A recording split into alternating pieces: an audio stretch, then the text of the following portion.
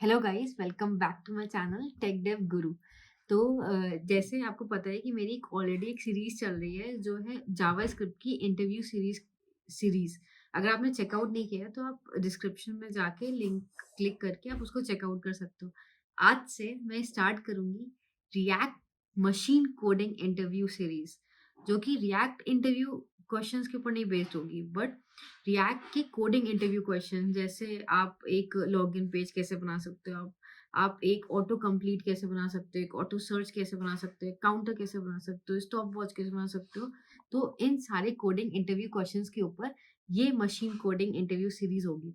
तो पहले हम स्टार्ट करेंगे इजी से और फिर धीरे धीरे धीरे जाएंगे मीडियम में और टफ पे, जिससे कि आप सारे कॉन्सेप्ट आपको धीरे धीरे क्लियर हो सके। ठीक है, तो yes, let's start with this series. तो चलिए डिस्कस करते हैं। सबसे पहला हमारा रिएक्ट कोडिंग इंटरव्यू क्वेश्चन। तो उसको डिस्कस करने से पहले एक प्री रिक्विजिट कि आपको थोड़ी बहुत रिएक्ट आनी चाहिए, जैसे बेसिक्स की यूज स्टेट क्या कर रहा है, यूज इफेक्ट क्या कर रहा है, कैसे हम थोड़ा डेटा पास करते हैं। क्योंकि मैं ना रिएक्ट कोडिंग इंटरव्यूज मैं क्या कर रही हूँ, मैं react coding interview questions basic से लेके एडवांस जाऊंगी। ठीक है, तो आपको समझ में आता रहेगा कि जैसे अगर आपको पता होगा कि यूज सेट क्या कर रहा है, तो उसके अब आप उसको कैसे यूज कर सकते हो, कैसे डेटा पास कर सकते हो। तो बेसिक्स अगर आपको रिएक्ट की पता है तो आपको ये कोडिंग इंटरव्यू क्वेश्चन ज़्यादा समझ में आएंगे, और उससे आपको कॉन्सेप्ट की कैसे हम रिएक्ट के सारे हुक सारी चीज़ों को कैसे यूज करते हैं वो धीरे धीरे समझ में आने लगेंगे। ठीक है, तो इसी बात पे चलिए डिस्कस करते हैं। सबसे basic react coding interview, that is एक काउंटर बनाना। ठीक है, अब ये काउंटर क्या करता है, अब जब मैं प्लस करूंगी इस बटन पे तो काउंटर इंक्रीज बाय 1 होगा। अब जब मैं माइनस करूंगी तो काउंटर डिक्रीज बाय 1 होगा। तो अब हमको यही चीज बनानी है रिएक्ट में।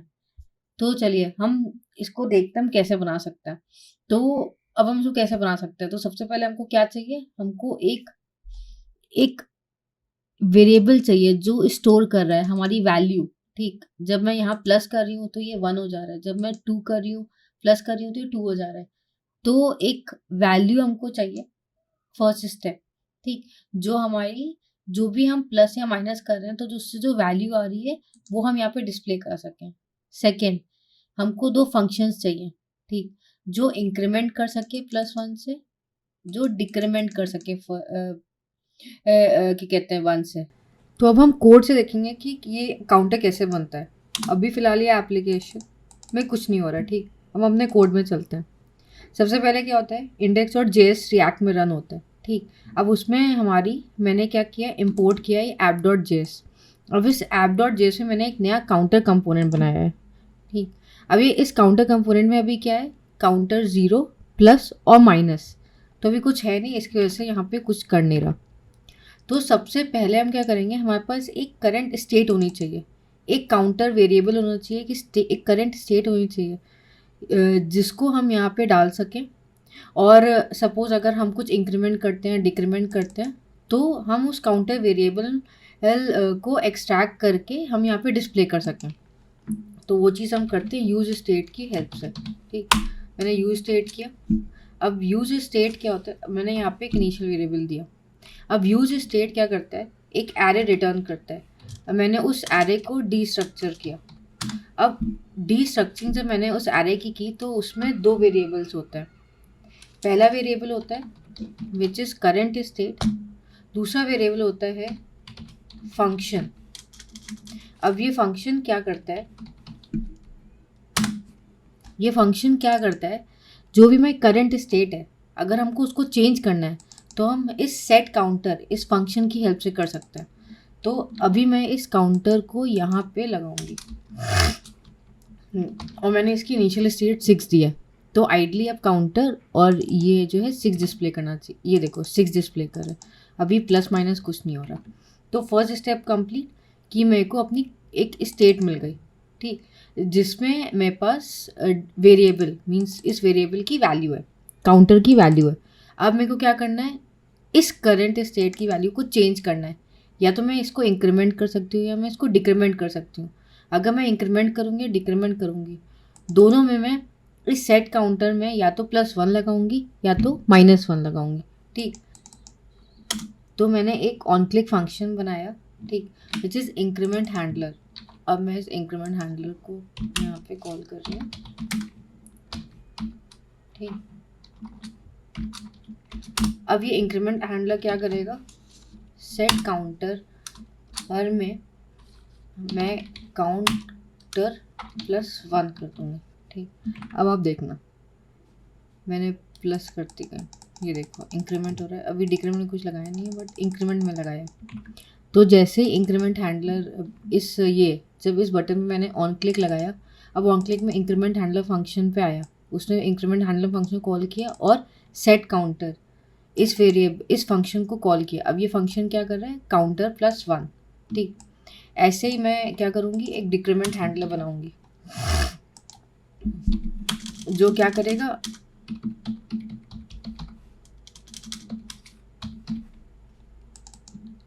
डिक्रीमेंट हैंडलर, ठीक, जो क्या करेगा, -1। अब यहाँ पे मैंने -1 किया। अब चलिए देखते हैं, अब माइनस किया, ये माइनस हो रहा है, प्लस किया, ये प्लस हो रहा है। ठीक, तो 2 स्टेप्स में मेरा ये काउंटर का फंक्शन बन गया।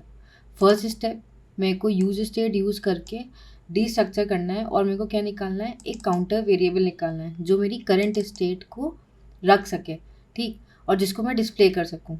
अब दूसरा, उस बटन में मेरे को ऑन क्लिक बनाना है, दैट इज़ इंक्रीमेंट और डिक्रीमेंट हैंडलर, जो कि इस फंक्शन को ले, सेट काउंटर को, और काउंटर की वैल्यू को इंक्रीमेंट कर सके या डिक्रीमेंट कर सके।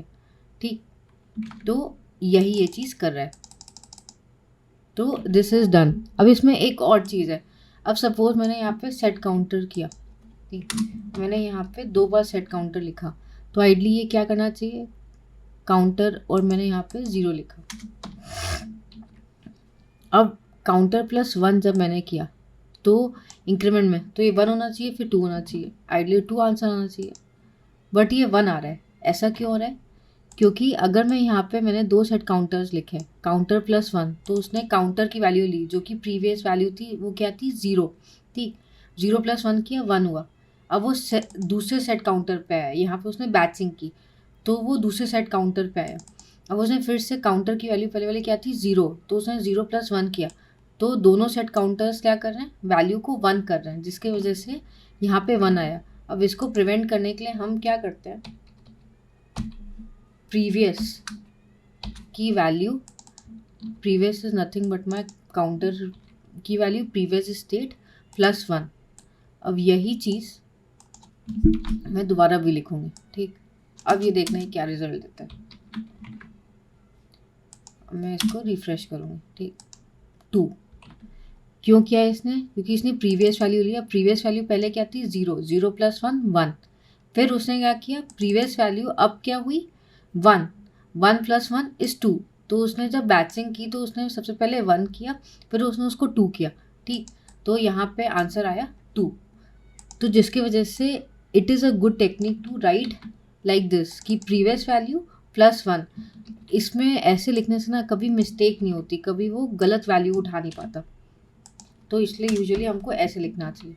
ठीक, तो ये हो गया एकदम सिंपल एक काउंटर एप्लीकेशन, जिसमें हम सिंपली इसको इंक्रीज कर सकते हैं और सिंपली इसको डिक्रीज कर सकते हैं। इसमें एक और चीज़ है कि अगर हमको 1 से नहीं करना, अगर हमको इसमें कोई वैल्यू देनी है, सपोज मैं चाह रही हूँ कि मैं यहाँ पे 3 अगर दूँ तो 3 से इंक्रीमेंट करे, 4 अगर दूँ तो 4 से इंक्रीमेंट करे, तो कुछ नहीं कर सकते हम यहाँ पे। क्या नॉर्मल कर सकते हैं कि सपोज मैंने यहाँ पे दे दिया कि भाई 2 से इंक्रीमेंट करो, और ऐसे ही 2 से डिक्रीमेंट करो।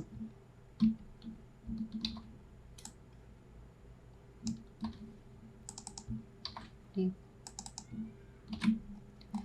तो अब यहाँ पे मेरे पास ये इंक्रीमेंट और डिक्रीमेंट में एक पैरामीटर आया जो कि मैंने डिफरेंस लिखा। ठीक, अब +1 की जगह मैंने उस डिफरेंस को कर दिया, सिंपल। तो अगर अब मैं ये एप्लीकेशन देखूं तो ये देखो 2, क्योंकि मैंने यहाँ पे 2 दिया है। ठीक, 2 से माइनस कर रहा है, 2 से प्लस कर रहा है, और यहाँ पे मैंने 1 दे दिया या 2 दे दिया, कुछ भी दे दिया, ठीक। तो दिस इज अबाउट कि कैसे एक काउंटर एप्लीकेशन सबसे बेसिक वर्क करती है। तो अब पार्ट 2 है कि हम यूनिट टेस्ट केसेस देखते हैं, ठीक है। अब हमने काउंटर कंपोनेंट बनाए है, ये प्लस कर रहा है, ये माइनस कर रहा है, तो ये मेरा काउंटर कंपोनेंट प्रॉपर्ली रेंडर हुआ है कि नहीं, ठीक। और सेकेंड स्टेप, इसकी जो फंक्शनैलिटीज़ हैं ये सही से काम कर रही हैं कि नहीं, हमको ये 2 चीज़ चेक करनी है। और यही चीज़ हम यूनिट टेस्ट केस लेके चेक करेंगे। हम यूनिट टेस्टिंग में इंडिविजुअल कंपोनेंट से पकड़ के उसकी फंक्शनैलिटीज़ चेक करते हैं, ठीक। तो सबसे पहला है app.js, क्योंकि सबसे पहले मैंने app.js लिखा। अब इसका टेस्ट केस क्या होगा कि ये प्रॉपर्ली मेरे ये जब मैंने ऐप कंपोनेंट चलाया तो ये प्रॉपर्ली मेरा काउंटर वाले को रेंडर कर रहा है कि नहीं, ठीक, पूरा कंपोनेंट रेंडर हो रहा है कि नहीं। तो सबसे पहले मैं वो टेस्ट केस लिखूँगी। तो मैंने लिखा कि ऐप कंपोनेंट रेंडर करता है कि नहीं। और बाय द वे टेस्टिंग के लिए मैं रिएक्ट टेस्टिंग लाइब्रेरी और जेस्ट यूज़ कर रही हूँ इन सारी वीडियोस के लिए। तो सबसे पहले मैंने क्या किया, रेंडर ऐप। अब बेसिक बताती हूँ कि रेंडर ऐप क्या करता है। रेंडर क्या करता है, जैसे रेंडर मेरे रिएक्ट में कि पूरा एक डॉम एलिमेंट बना देता है, वैसे टेस्टिंग में भी वो एक डॉम एलिमेंट बना देता है, ठीक। और एक ऑब्जेक्ट यहाँ पे आता है, ठीक। अब ये समझो ये एक पूरे डॉम एलिमेंट को स्टिमुलेट कर देता है। तो मेरे पास डॉम एलिमेंट आ गया। अब उस डॉम एलिमेंट में मैं कुछ भी कर सकती हूँ। तो मैंने क्या किया, ये ऑब्जेक्ट के पास क्या होता है, बहुत सारे फंक्शंस होते हैं, जैसे क्वेरी फंक्शंस कहते हैं, get all by text, find by text, get by role. तो भी मैं क्या कर रही हूँ, मैं कर रही हूँ गेट बाय टेक्स्ट, ठीक है।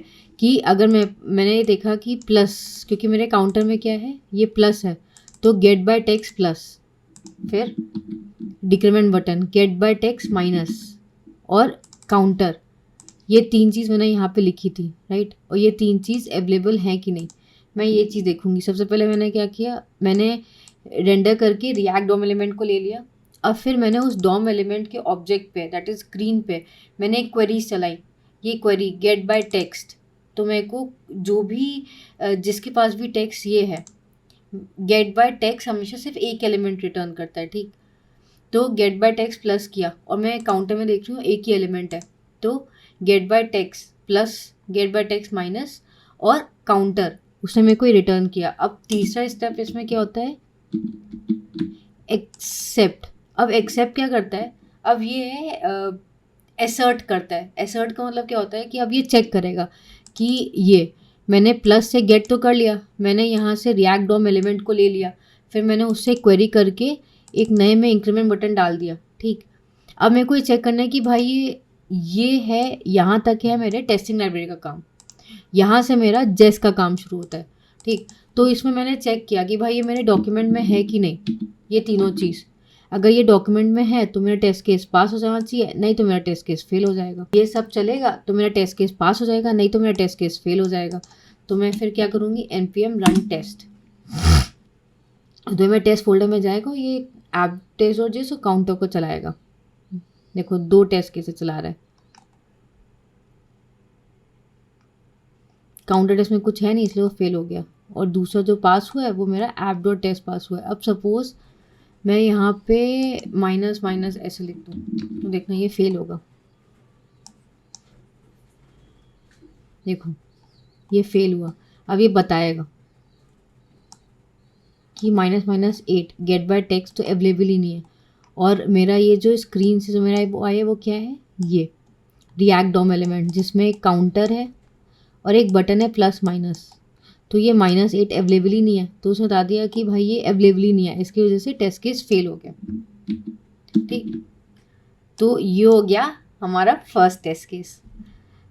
तो अब हम आते हैं counter.js पे। अब यहाँ पे हमको क्या क्या चेक करना है, पहला हमको चेक करना है कि मेरा काउंटर कंपोनेंट रेंडर हुआ है कि नहीं। इंडिविजुअल कंपोनेंट्स को भी हम टेस्ट करते हैं, ये नहीं कि हमने app.js में टेस्ट कर लिया तो हम इसमें टेस्ट नहीं करेंगे, नहीं। मैं counter.js में जाऊँगी, सबसे पहले मैं यही देखूँगी कि भाई वो रेंडर हुआ है कि नहीं हुआ है।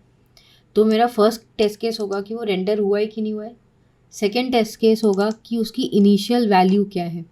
इनिशियल वैल्यू यहाँ पे 0 है, तो सेकंड टेस्ट केस हुआ ये, ठीक। थर्ड टेस्ट केस होगा कि जब मैं उसको इंक्रीमेंट कर रही हूँ तो वो 2 से इंक्रीमेंट हो रहा है कि नहीं, जब मैं डिक्रीमेंट कर रही हूँ तो 2 से इंक्रीमेंट हो रहा है कि नहीं, जो भी मैं वैल्यू यहाँ पे दूँ उस हिसाब से वो इंक्रीमेंट हो रहा है और डिक्रीमेंट हो रहा है कि नहीं, ठीक। तो अब इसको लिखते हैं। सबसे पहला काउंटर कंपोनेंट रेंडर करता है कि नहीं, तो मैंने क्या किया, मैंने रेंडर किया। जो हम लोग बताया था कि रेंडर क्या करता है, पूरा डॉम एलिमेंट से बना लिया, तो उससे मैंने क्या किया, गेट बाय टेक्स्ट को डिस्ट्रक्चर कर लिया। सेम चीज़ decrement increment counter display to be. अब ये चीज़ हो गई। अब या तो मैं टू बी ने डॉक्यूमेंट लिख दी, जो मैंने वही लिखा, बट मैंने यहाँ क्या कर दिया कि मेरे इस इंक्रीमेंट बटन का जो टेक्स्ट कंटेंट है वो प्लस है कि नहीं, या तो वो डॉक्यूमेंट में है और या तो वो प्लस है कि नहीं, ठीक। तो मैंने ये चलाया, तो आप देखो ये पास होगा, देखो दूसरा पास हो गया। अब मैं यहाँ पे अगर लिख दूँ 7 तो आप देखना क्या आएगा, ये देखो रिसीव हो रहा है माइनस। मेरे टेक्स्ट में वैल्यू क्या है, डिक्रीमेंट बटन में माइनस, बट आप क्या चाह रहे हो 7, तो जिसकी वजह से ये एरर दे रहा है और टेस्ट केस फेल हो गया, ठीक। ये टेस्ट केस समझ में आ गया, बढ़िया। अब दूसरे टेस्ट केस पे आते हैं। अब इनिशियल वैल्यू ऑफ काउंटर क्या होगी, तो सबसे पहले हम रेंडर करेंगे ही करेंगे क्योंकि उसी से हमको रिएक्ट डॉम एलिमेंट मिलता है। तो मैंने गेट बाय टेक्स्ट किया, क्योंकि मैं काउंटर को इसको यूज़ करूँगी, तो मैंने क्या किया, काउंटर डिस्प्ले लिया। अब मैंने क्या किया, इसके टेस्ट कंटेंट को देखा कि भाई काउंटर जो है मेरा ये 0 है कि नहीं। अब हम टेस्ट केस देखेंगे फिर से, पास, इसका मतलब है कि मेरा काउंटर 0 था। अगर मैं इसको ऐसे कर दूं तो ये फेल हो जाएगा। अब वो आपको फिर से रिसीव बताएगा और एक्सेप्ट बताएगा। ये देखो काउंटर में 06 आ रहा है और रिसीव क्या है 0, ठीक, बढ़िया। ये हो गया हमारा दूसरा टेस्ट केस। अब हमारा है तीसरा टेस्ट केस। अगर मैं क्लिक करती हूँ, ठीक, तो मेरा काउंटर सही से इंक्रीमेंट हो रहा है कि नहीं। मैंने गेट बाय टेक्स्ट किया, डॉम एलिमेंट मंगवाया, फिर मैंने इंक्रीमेंट बटन, क्योंकि मेरे को इंक्रीमेंट बटन पे क्लिक करना है, इसकी वजह से मैंने गेट बाय टेक्स्ट इंक्रीमेंट किया, ठीक। फिर मैंने काउंटर डिस्प्ले, क्योंकि मेरे को इसको चेक करना है, तो इसका गेट बाय टेक्स्ट किया। फिर fire event is also my react testing library का एक आप ये कह लो एक इवेंट है, ठीक, जिसको मैं जब क्लिक करूँगी तो वो मेरे ये क्या करेगा, इनडायरेक्टली मेरे बटन को क्लिक करेगा। जैसे हम क्लिक करते हैं जाके माउस से, तो ऐसे ही टेस्टिंग में हम फायर इवेंट लेते हैं, उस पर हम क्लिक डालते हो, हमने इंक्रीमेंट बटन, इस टेक्स्ट को उसने गेट किया, इस पूरे इंक्रीमेंट बटन को, और मैंने उस पर क्लिक लगा दिया, ठीक। अब जब मैं क्लिक करूँगी तो मेरा क्या होना चाहिए, इंक्रीमेंट हैंडलर 2 से इंक्रीमेंट होना चाहिए। तो मेरी वैल्यू अगर 0 है तो वैल्यू क्या आनी चाहिए, 2 आनी चाहिए, ठीक। तो चलिए देखते हैं। ये पी टेस्ट केस पास, क्योंकि वैल्यू 2 आ रही होगी। अगर मैं यहाँ पे 24 कर दूँ,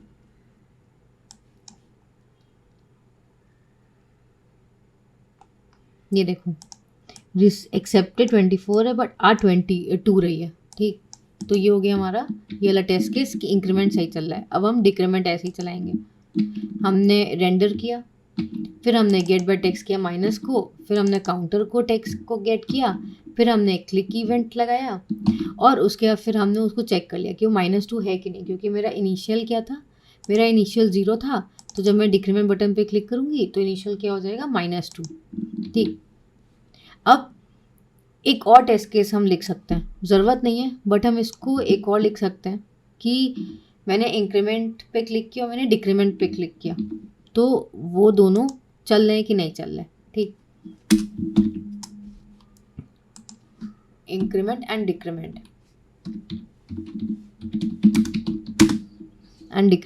तो मैंने क्या किया, कुछ नहीं किया, मैंने इंक्रीमेंट बटन को वो लिया, मैंने जैसे डिक्रीमेंट का टेक्स्ट गेट टेक्स्ट किया, मैंने इंक्रीमेंट का टेक्स्ट किया। अब मैंने यहाँ पे फायर क्लिक किया। अब एक मैंने फायर क्लिक किया, 2 वैल्यू हो गई। फिर मैंने फायर क्लिक किया, तो यहाँ पे क्या आना चाहिए, 0 आना चाहिए, ठीक। तो हम देखते हैं टेस्ट केस पास हो रहा है कि नहीं। ये देखो, अब ये टेस्ट केस पास हो गया। अब मैं यहाँ पे 7 लिखती हूँ। मैंने इंक्रीमेंट किया तो 2 हुआ, फिर मैंने उसको डिक्रीमेंट कर दिया क्लिक का, तो इसका मतलब है दोनों दोनों साथ में भी सही चल रहा है। तो ये हो गए सारे टेस्ट केसेस। ठीक, तो ये हो गया हमारा काउंटर एप्लीकेशन और उसके unit test cases. I hope अब आपको ये चीज़ समझ में आई। अब एक और चीज़ कि इसका टेस्ट कवरेज कितना है। तो पैकेज जैसे मैं जाती हूँ, एक कमांड लिखते हैं हम लोग, वो है test coverage, React skip test coverage. अब मैं जब इसको चलाऊंगी तो अब देखना मेरी एप्लीकेशन की टेस्ट कवरेज कितनी है। टेस्ट कवरेज का मतलब कुछ नहीं होता है, इसका मतलब होता है कि क्या मेरी सारी लाइंस कवर्ड है।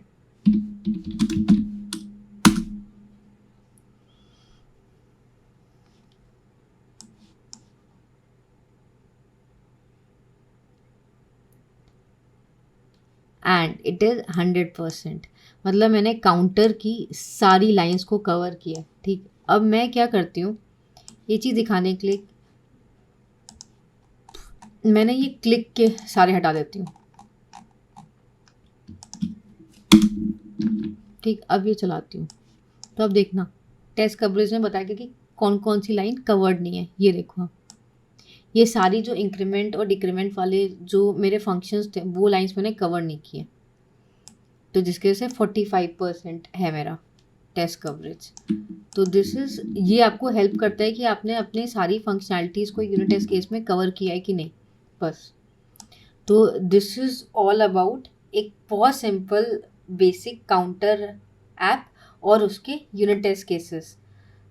सो आई होप आपको ये पूरा समझ में आया हो। और हाँ, ये कोड जो है मैं गिटहब में डाल दे रही हूँ और इसकी लिंक मेरे डिस्क्रिप्शन में होगा, तो आप इस कोड को चेकआउट कर सकते हो, समझ सकते हो। ठीक है, that's it for this video. So yes, अगर आपको ये वीडियो पसंद आई हो तो do like, share and subscribe my video. Please share with people जो इंटरव्यू प्रिपेयर करना चाहते हो। आप कमेंट कर सकते हो, आप मुझसे कुछ भी पूछ सकते हो। अगर आपको कुछ इश्यूज हों रिएक्ट या जावा स्क्रिप्ट में या फ्रंट एंड में, तो I definitely try to help you out. और yes, this is it, and do whatever you want to do, but keep practising and keep learning. And मैं आती हूँ कुछ नए रिएक्ट और जावा स्क्रिप्ट के इंटरव्यू क्वेश्चंस लेके आपके पास, आपको और चीज़ें सिखाने। So till that, take